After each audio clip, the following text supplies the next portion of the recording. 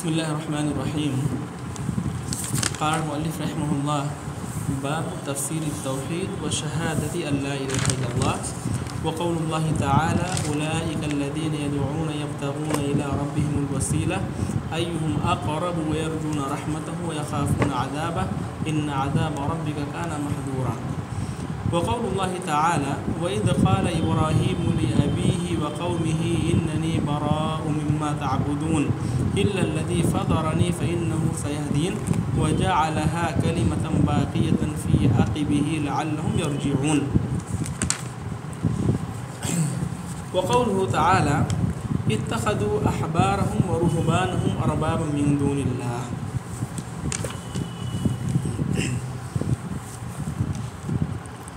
کل کے درس میں اولئک الذین یدعون یبتغون الی ربہم الوسیلۃ ایہم اقرب ویرجون رحمتہ ویخافون عذابہ ان عذاب ربک کان محذورا کی تفسیر ہوئی کل کے درس میں. کل جو آخری بات ہوئی تھی وہ یہ کہ اللہ رب العالمین نے جتنے بھی انبیاء کرام کو پیغمبروں کو بھیجے سب نے توحید کی دعوت دی اور سب نے شرک سے روکا.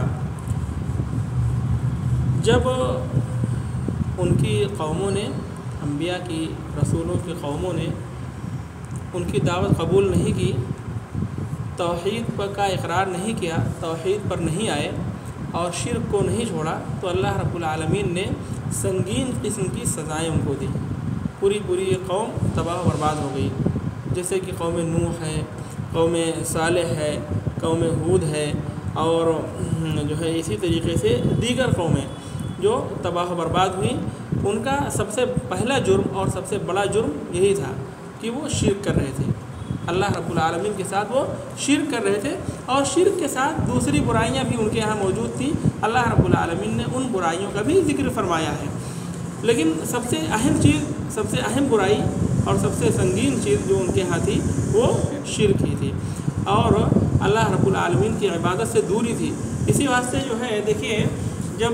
پیغمبروں نے یعنی حضرت نوح علیہ السلام نے، حضرت ہود علیہ السلام نے اور صالح نے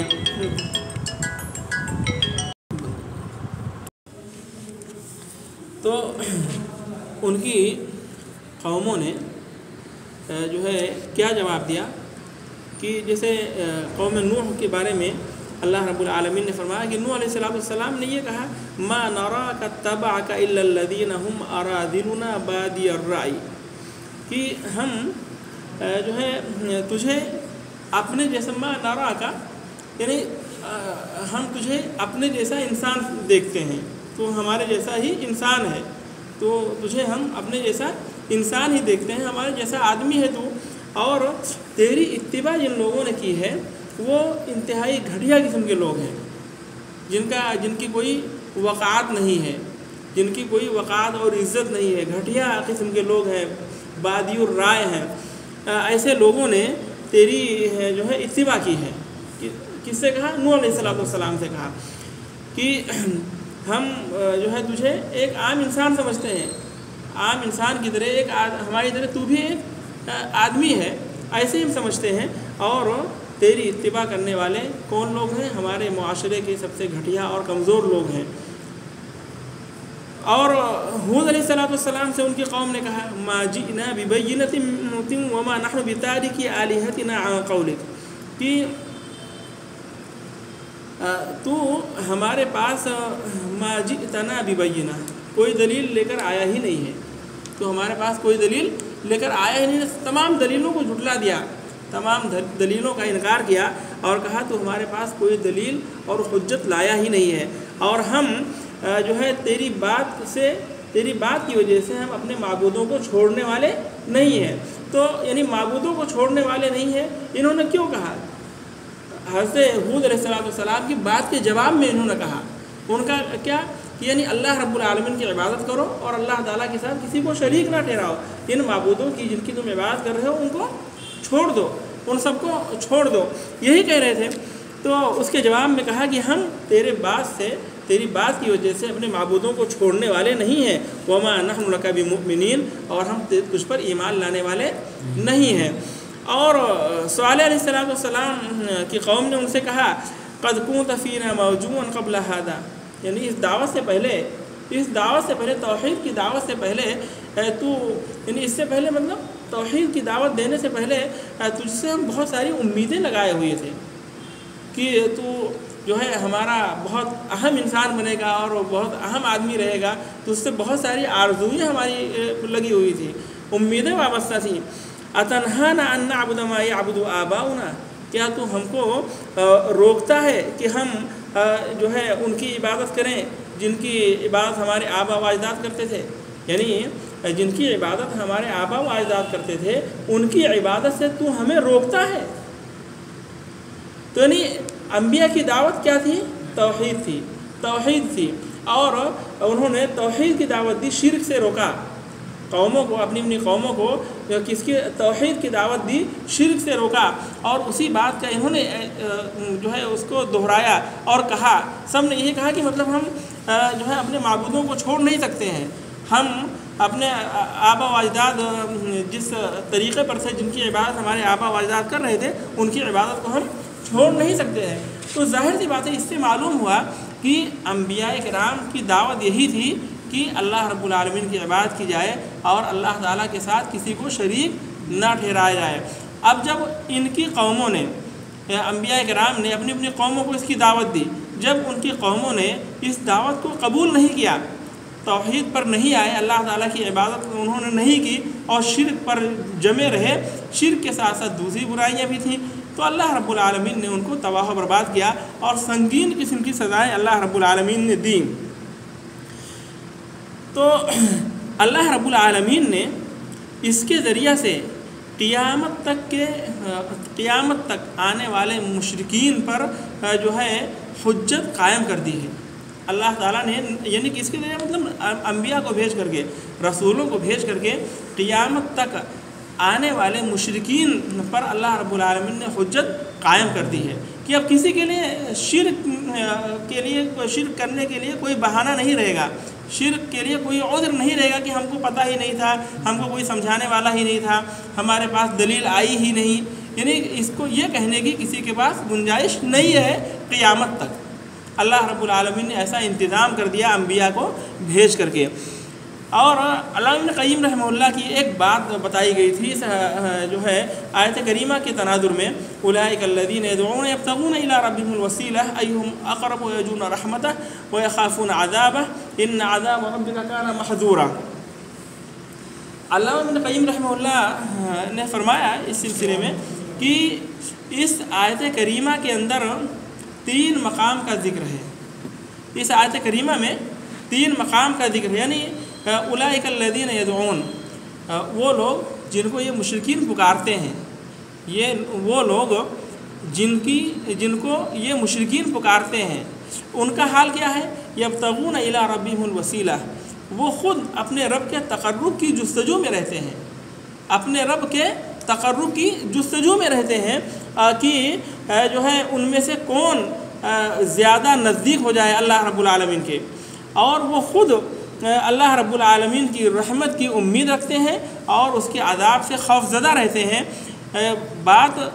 بھی یہی ہے کہ تیرے رب کا عذاب ڈرنے کی چیز ہے، یہ آیت کریمہ کا ترجمہ ہے۔ اب علامہ ابن قیم رحمہ اللہ کے حوالے سے بتایا گیا تھا کہ علامہ ابن قیم رحمہ اللہ نے کہا ہے کہ اس آیت کریمہ کے اندر 3 مقام کا ذکر ہے، 3 مقامات کا ذکر ہے۔ پہلی چیز کیا، یا پہلا مقام الحب، حب محبت کا ذکر ہے، اور دوسرا جو ہے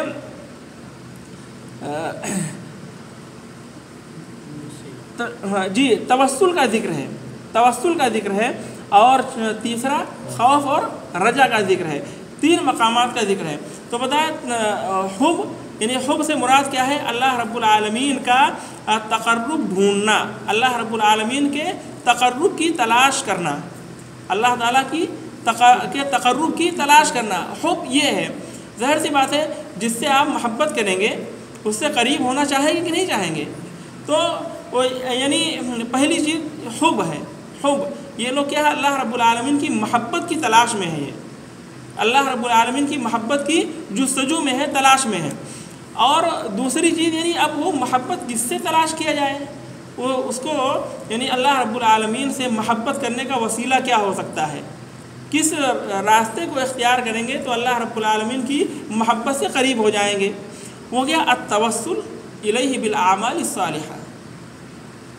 نیک اعمال کے ذریعہ اللہ رب العالمین کا تقرب چاہنا، نیک اعمال کے ذریعہ اللہ رب العالمین سے قریب ہونا ہے۔ تو ایک مقام یہ، ایک حب محبت کا مقام اور ایک توسل کا مقام، یعنی نیک اعمال کے ذریعہ اللہ رب العالمین سے قریب ہونا،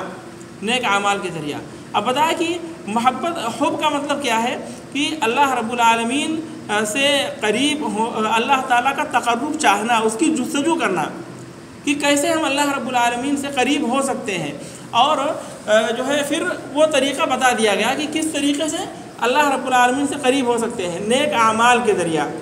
نیک اعمال کے ذریعہ اللہ رب العالمین سے قریب ہو سکتے ہیں، نیک اعمال کے وسیلے سے۔ اور پھر تیسرا مقام یہاں پہ خوف اور رجا کا ہے، کس کا، خوف اور رجا کا، یعنی اللہ رب العالمین سے ڈرنا بھی ہے اور اللہ تعالیٰ کی رحمت کی امید بھی کرنا ہے۔ یہ تین باتیں ہیں، یہ تین بتایا کہ یہی توحید کی حقیقت ہے، توحید کی حقیقت یہی تین باتیں ہیں کہ ایک حب ہو، توسل الیہ بالاعمال الصالحہ، توسل الی اللہ بالاعمال الصالحہ، اور تیسرا رجا اور خوف، رجا اور خوف، امید اور اللہ رب العالمین کا ڈر۔ بتایا کہ یہ توحید کی حقیقت ہے اور دین اسلام کی حقیقت ہے، جیسا کہ ایک حدیث بیان کی گئی تھی جو ہے معاویہ بن حیدہ کی، کہ یہ کہتے ہیں کہ جو ہے میں اللہ کے نبی صلی اللہ علیہ وسلم کے پاس پہنچا اور اللہ کے نبی صلی اللہ علیہ وسلم کو بتایا کہ میں نے قسم کھا رکھی تھی کہ میں آپ کے پاس آؤں گا نہیں، میں اسلام قبول ہی نہیں کروں گا، میں آپ کے پاس آؤں گا نہیں، اتنی میں نے قسم کھا لی تھی۔ لیکن پھر اللہ رب العالمین ان کو توفیق دی، اللہ کے نبی صلی اللہ علیہ وسلم کے پاس پہنچ گئے، اسلام سے محبت پیدا ہو گئی ان کے دل میں، اللہ کے نبی صلی اللہ علیہ وسلم کے پاس پہنچے تو کیا کہا کہ فَبِالَّذِي بَعَثَكَ بِالْحَقِّ، اس ذات کی قسم جس نے آپ کو حق کے ساتھ بھیجا ہے، مَا بَعَثَكَ بِهِ، آپ بتائیے کہ اللہ تعالیٰ نے آپ کو کیا دے کر کے بھیجا ہے، کیا لے کر کے آئے ہیں آپ؟ تو آپ صلی اللہ علیہ وسلم نے فرمایا الاسلام، اسلام لے کر کے آیا ہوں، اللہ تعالیٰ نے مجھے اسلام دے کر کے بھیجا ہے۔ تو انہوں نے پوچھا معاویہ بن حیدہ نے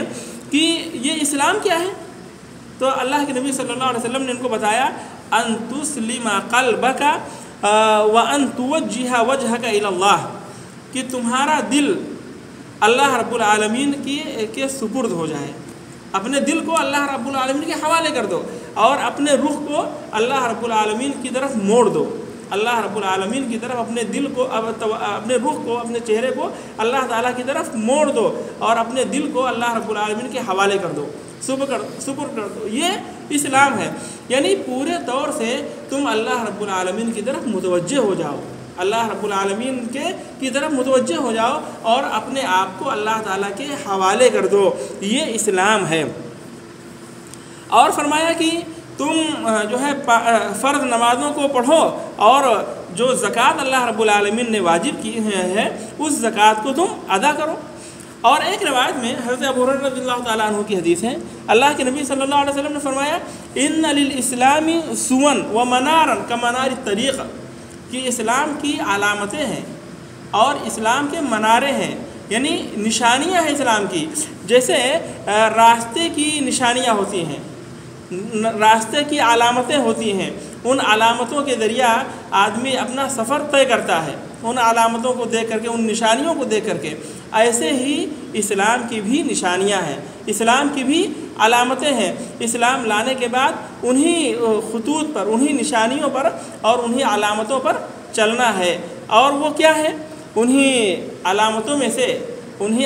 میں سے اور نشانیوں میں سے یہ ہے کہ آپ اللہ کی صرف عبادت کریں، اللہ تعالیٰ کے ساتھ کسی کو شریک نہ ٹھہرائیں، نماز پڑھیں اور زکوٰۃ دیں، روزہ رکھیں اور بھلائیوں کا حکم دیں، برائیوں سے روکیں۔ اور یہی اللہ رب العالمین کے اس فرمان کا معنی ہے۔ کس فرمان؟ وَمَن يُسْلِمْ وَجْهَهُ إِلَى اللَّهِ وَهُوَ مُحْسِنٌ فَقَدِ اسْتَمْسَكَ بِالْعُرْوَةِ الْوُثْقَىٰ وَإِلَى اللَّهِ عَاقِبَةُ الْأُمُورِ، کہ جو شخص اپنے چہرے کو اللہ رب العالمین کے سپرد کر دیتا ہے، وَمَن يُسْلِمْ وَجْهَهُ إِلَى اللَّهِ وَهُوَ مُحْسِنٌ، اس حال میں کہ وہ احسان کرنے والا ہے، یعنی مخلص ہے،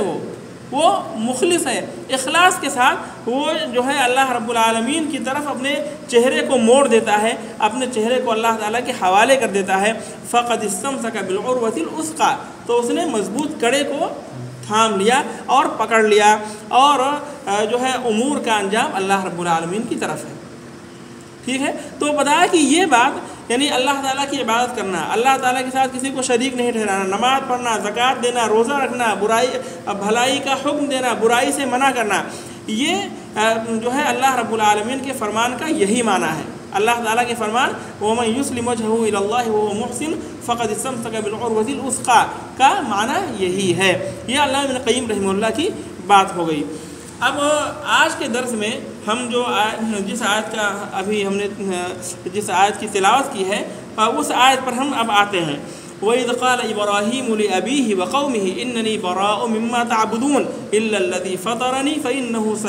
سَيَهْدِينِ وَجَعَلَهَا كَلِمَةً بَاقِيَةً فِي عَقِبِهِ لَعَلَّهُمْ يَرْجِعُونَ،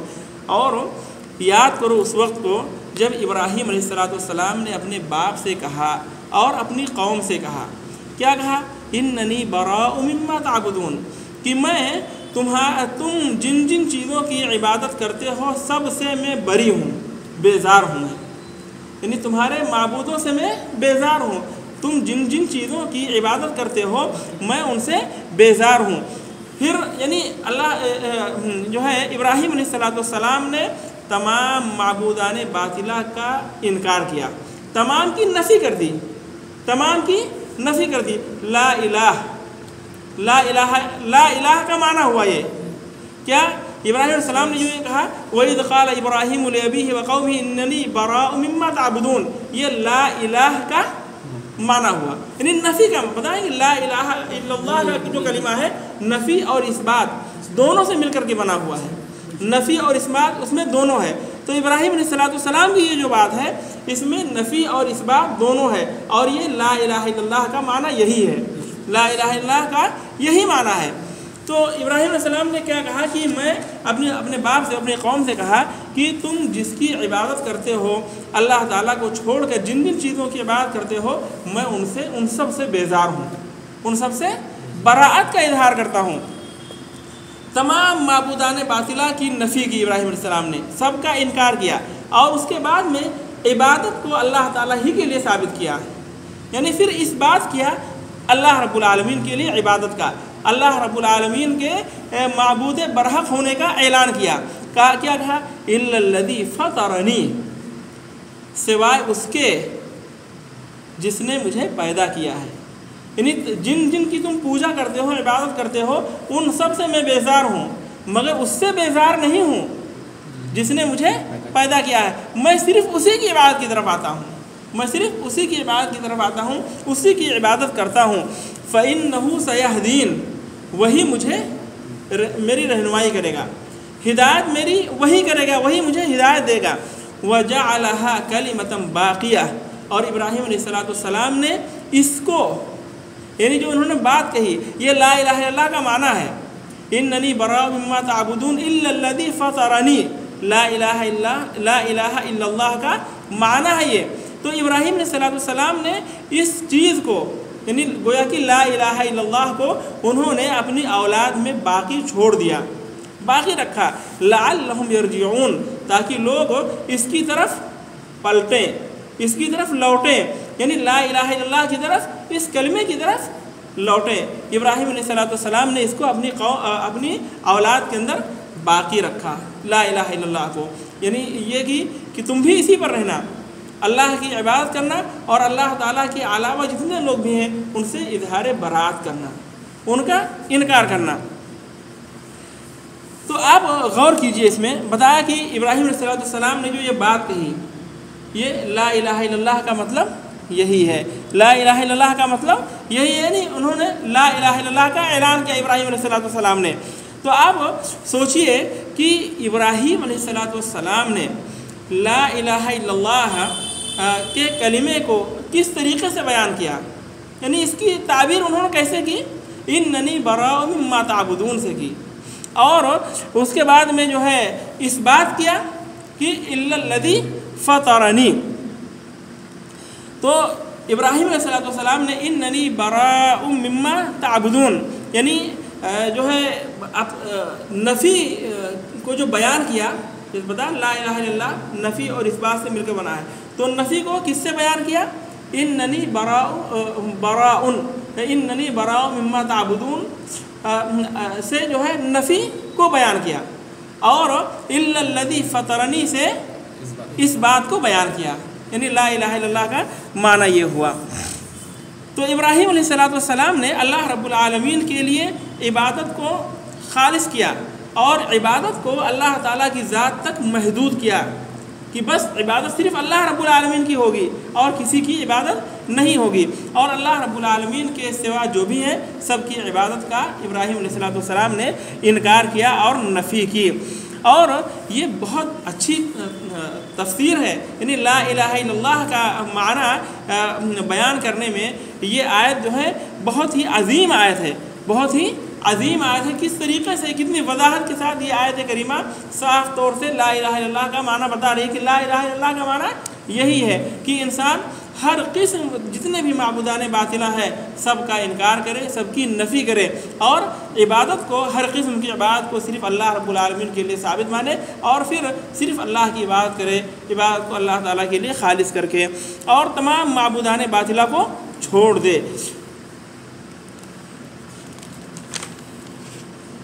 اب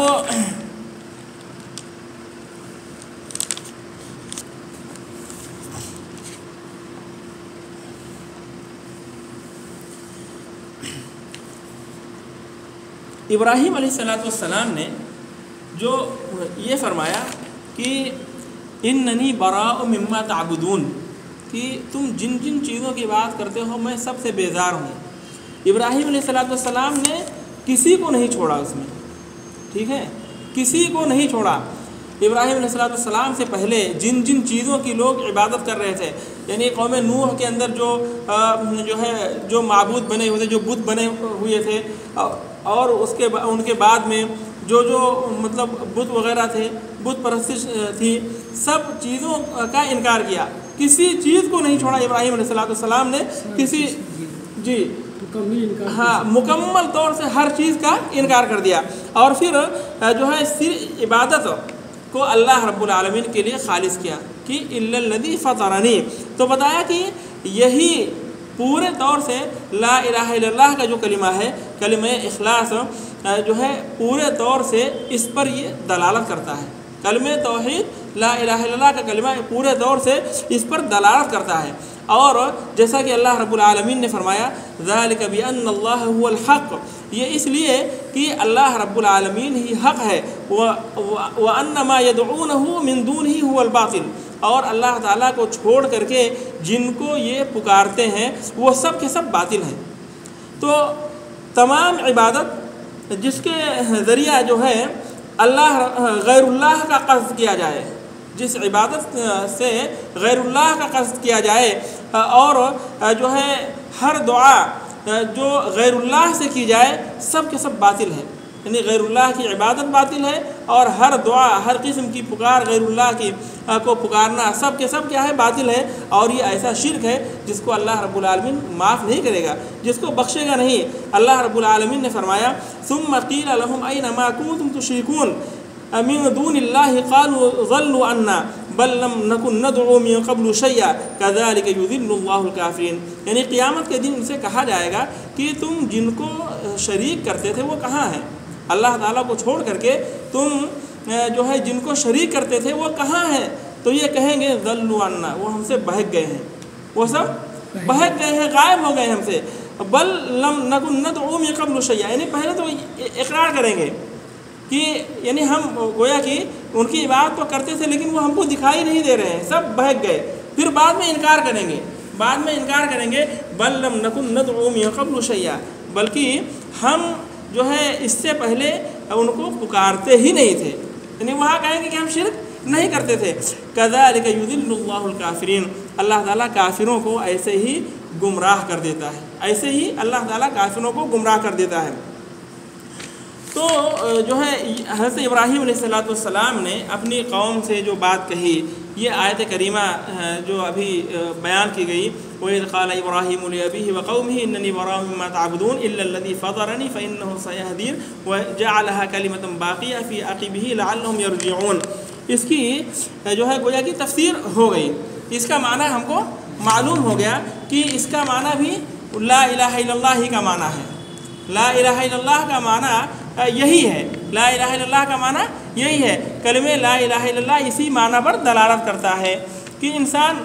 یعنی جیسے کلمہ لا الہ الا اللہ میں نفی اور اثبات ہے، ویسے ابراہیم علیہ السلام کی اس فرمان میں بھی، اس قول میں بھی نفی اور اثبات ہے۔ انہوں نے ہر تمام قسم کے معبودوں کی نفی کی اور ان کا انکار کیا، کسی کو نہیں چھوڑا، اور اس کے بعد میں صرف اللہ رب العالمین کو عبادت کے لائق مانا، سچا معبود اور برحق معبود جو ہے اللہ رب العالمین کو مانا، ہر قسم کی عبادت کا مستحق اللہ رب العالمین کو گردانا ابراہیم علیہ السلام نے۔ اب دوسری آیت، اور بس خالی وہی ایک آیت ہم لوگ پڑھیں گے، اس کے بعد میں پھر انشاءاللہ تعالیٰ کل دیکھیں گے۔ دوسری آیت، اتخذوا احبارهم ورهبانهم اربابا من دون اللہ۔ تو دیکھیے یہاں پہ کئی باتیں معلوم ہوئی اس درس میں۔ تو ایک تو یہ کہ بھائی شرک صرف یہی نہیں ہے کہ آدمی بتوں کی پوجا کرے، بلکہ جو ہے انبیاء، فرشتے، صالحین، اولیاء وغیرہ کو پکارنا، ان کی عبادت کرنا، اور جو ہے ان کے لیے نظر و نیاز ماننا، یہ سب بھی شرک ہے، یہ سب بھی عبادت ہے، یہ بھی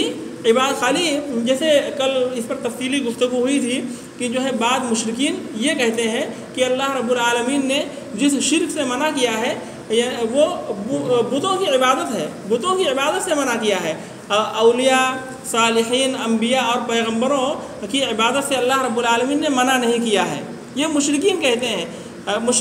ہیں۔ تو اللہ رب العالمین نے ان کا رد فرمایا کہ یہ بھی شرک ہے اور وہ بھی شرک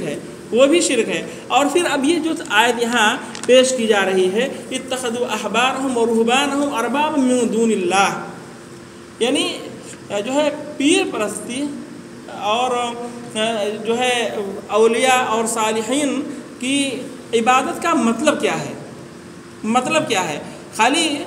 جو ہے ان کی عبادت کا مطلب یہی نہیں ہے کہ ان کے سامنے رکوع کیا جائے، سجدہ کیا جائے، ان کے لیے نماز پڑھی جائے ان کے واسطے، یہی خالی شرک نہیں ہے، بلکہ اگر ان کے احکام پر بھی انسان عمل کرتا ہے، اللہ اس کے رسول کے حکم کو چھوڑ کر کے، اللہ اس کے رسول کے حکم کی مخالفت میں ان کے احکام کی پابندی کرتا ہے، ان کی باتوں کو مانتا ہے، تو یہ بھی جو ہے صالحین کی عبادت کرنا ہے اور شرک ہے۔ تو بتائیں یعنی عبادت کا مطلب بتا رہے ہیں اب، عبادت کا مطلب ایک تو یعنی ہر طرح کی عبادت سے روکا، بتوں کی عبادت سے روکا، اور انبیاء، صالحین اور فرشتوں کی عبادت سے روکا، منع کیا، اور اس کے بعد میں بتایا کہ جو ہے صالحین کی عبادت کا مطلب کیا ہے۔ اور یہ بتانے کے لیے اس آیت کو یہاں پہ مولوی رحمہ اللہ نے ذکر کیا ہے، اتخذوا احبارهم ورهبانهم اربابا من دون اللہ، کہ انہوں نے اپنے عالموں کو، احبار عالموں کو، ورهبانهم اور اپنے درویشوں کو، جو ہے عبادت گزار لوگوں کو معبود بنا لیا اللہ رب العالمین کو چھوڑ کر کے، والمسیح ابن مریم، اور مسیح بن مریم کو یعنی عیسیٰ علیہ السلام کو بھی معبود بنا لیا۔ اب سب سے پہلے دیکھتے ہیں احبار کس کو کہا جاتا ہے۔ تو احبار کا معنی ہوتا ہے علماء، احبار کے معنی علماء ہیں، اور علماء یعنی عالم کی جمع علماء، اور رہبان یہ عباد ہیں یعنی درویش، عبادت گزار۔ تو انہوں نے کیا کیا یعنی ان لوگوں جن کے بارے میں اللہ رب العالمین نے فرمایا کہ انہوں نے اپنے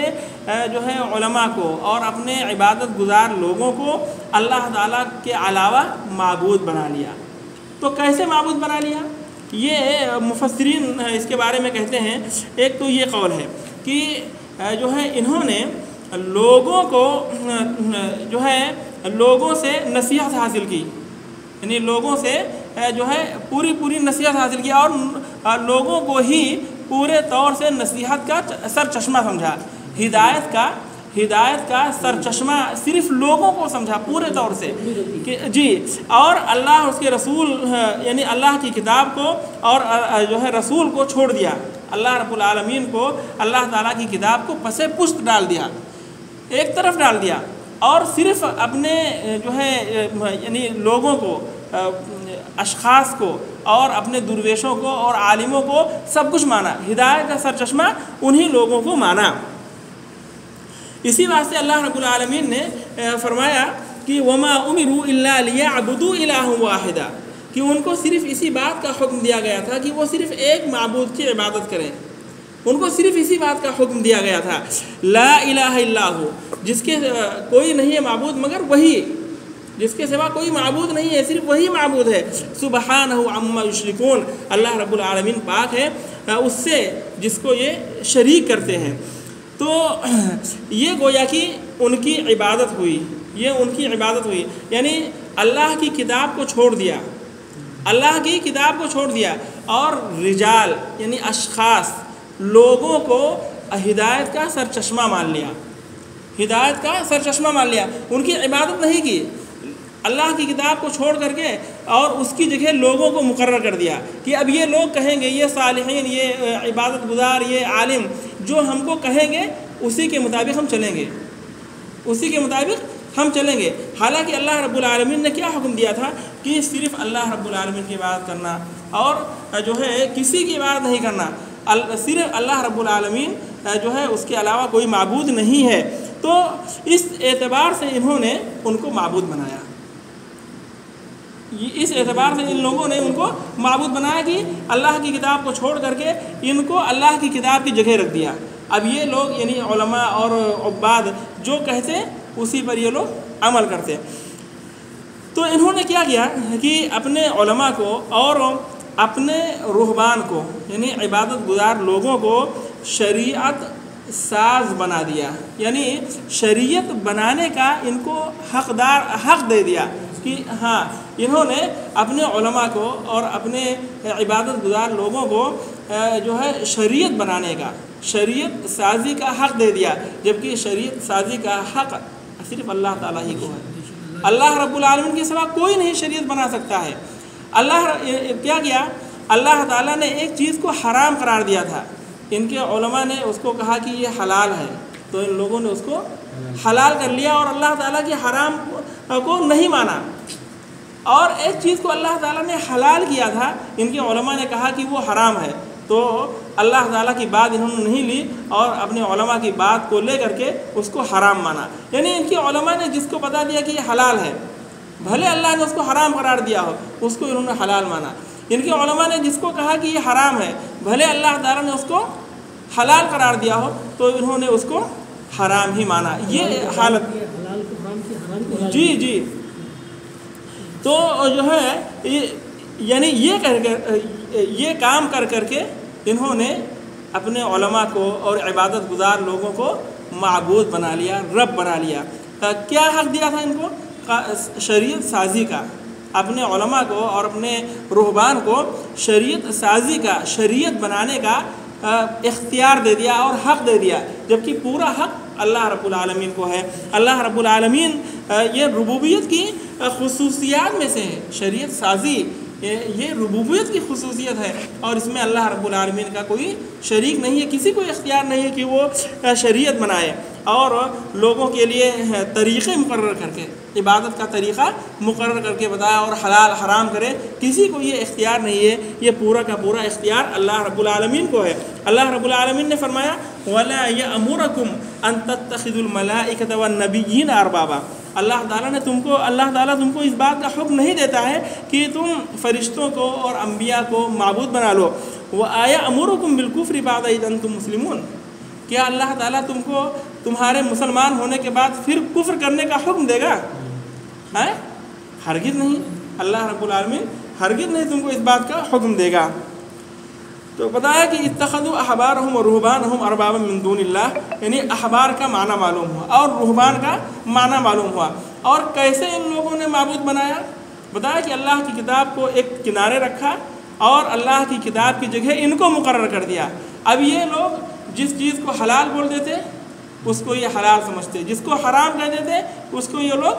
حرام بنا دیتے۔ اس طریقے سے ان لوگوں نے جو ہے اپنے علماء کو اور درویشوں کو اور بزرگوں کو، عبادت گزار لوگوں کو اللہ تعالیٰ کو چھوڑ کر معبود بنا لیا۔ اب اس یعنی یہ معنی جو بتایا گیا، اس معنی کی تائید میں حدیث بھی ہے۔ اس معنی کی تائید میں جیسے قرآن کی آیتیں بتائی گئیں، وَمَا أُمِرُوا إِلَّا لِيَعْبُدُوا إِلَٰهًا وَاحِدًا، اور أَيَأْمُرُكُمْ أَن تَتَّخِذُوا الْمَلَائِكَةَ وَالنَّبِيِّينَ أَرْبَابًا أَيَأْمُرُكُمْ بِالْكُفْرِ بَعْدَ إِذْ أَنْتُمْ مُسْلِمُونَ، یعنی یہ تمام آیات اس معنی کی وضاحت کر رہی ہیں۔ اب حدیث بھی اس کی تائید میں ہے، اس معنی کی تائید میں حدیث سے اور بات واضح ہو جاتی ہے۔ وہ حدیث کون سی ہے؟ حضرت عدی بن حاتم الطائی کے سامنے یہ آیت کریمہ تلاوت کی اللہ کے نبی صلی اللہ علیہ وسلم نے۔ اللہ کے نبی صلی اللہ علیہ وسلم نے اتخذوا احبارهم ورهبانهم اربابا من دون اللہ، یہ آیت کریمہ عدی بن حاتم کے سامنے اللہ کے نبی صلی اللہ علیہ وسلم نے اس آیت کریمہ کی تلاوت کی۔ تو عدی بن حاتم الطائی نے کہا، یا رسول اللہ لسنا نعبدهم، ہم نے لسنا نعبدهم، ہم ان کی عبادت نہیں کرتے تھے، ہم ان کی عبادت نہیں کرتے تھے۔ آپ نے فرمایا الیس یحلون لکم ما حرم اللہ فتحلونہ، کیا ایسا نہیں ہے کہ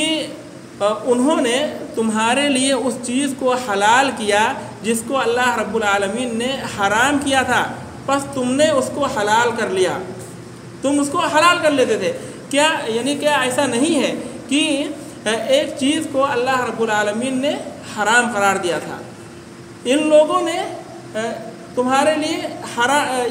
ایک چیز کو اللہ تعالیٰ نے حرام قرار دیا تھا، ان لوگوں نے اس چیز کو حلال قرار دیا، بس تم نے اس کو حلال کر لیا اور اللہ تعالیٰ کے حرام کی پرواہ نہیں کی کہ اللہ تعالیٰ نے اس کو حرام کیا، اس کی پرواہ تم لوگوں نے نہیں کی، بلکہ علماء کی بات کو دیکھا، اپنے درویشوں کی بات کو دیکھا کہ وہ کیا کہہ رہے ہیں، تو اس کو جو ہے یعنی اللہ تعالیٰ کے حرام کو انہوں نے کہا کہ حلال ہے تو تم نے اس کو حلال کر لیا۔ وَيُحَرِّمُونَهُ مَا أَحَلَّ اللَّهُ فَتُحَرِّمُونَهُ، اور اللہ تعالیٰ کے حلال کیے ہوئے کو یہ حرام کہتے تھے، کیا کہتے تھے؟ حرام کہتے تھے، تو تم بھی اس کو حرام کہتے تھے، تم بھی اس کو حرام کہتے تھے۔ تو اللہ کے نبی صلی اللہ علیہ وسلم نے جب حاتم الطائی سے یہ بات کہی کہ کیا ایسا نہیں ہے کہ اللہ تعالیٰ نے جس چیز کو تمہارے لیے حرام قرار دیا ہے یہ لوگ اس کو تمہارے لیے حلال کر دیتے تھے تو تم اس کو حلال کر لیتے تھے، اور ایک چیز کو اللہ تعالیٰ نے تمہارے لیے حلال کیا ہے وہ یہ لوگ اس چیز کو بولتے تھے کہ یہ حرام ہے تو تم اس کو حرام سمجھتے تھے، کیا ایسا نہیں ہے؟ تو کہا کہ بالکل بلا۔ حضرت حاتم الطائی نے کہا کہ ہاں ایسے ہی تھا، معاملہ ایسے ہی تھا کہ یہ لوگ جو ہے کہتے تھے کہ یہ چیز حلال ہے حالانکہ اللہ نے اس کو حرام کیا ہے، تو ہم حلال اس کو مان لیتے تھے، اور یہ کہتے تھے کہ یہ چیز حرام ہے حالانکہ اللہ نے اس کو جائز اور حلال قرار دیا ہے، ہم اس کو حلال کر لیتے تھے۔ ایسا ہے تو آپ صلی اللہ علیہ وسلم نے فرمایا فَتِلْكَ عِبَادَتُهُمْ، یہی ان کی عبادت ہے، ان کی عبادت جو ہے یہی ہے۔ اب انشاء اللہ تعالیٰ اگلے یعنی کل کے درس میں بقیہ باتوں کی وضاحت ہوگی۔ سبحانک اللہم و بحمدک اشہد ان لا الہ الا انت استغفرک و اتوب الیک۔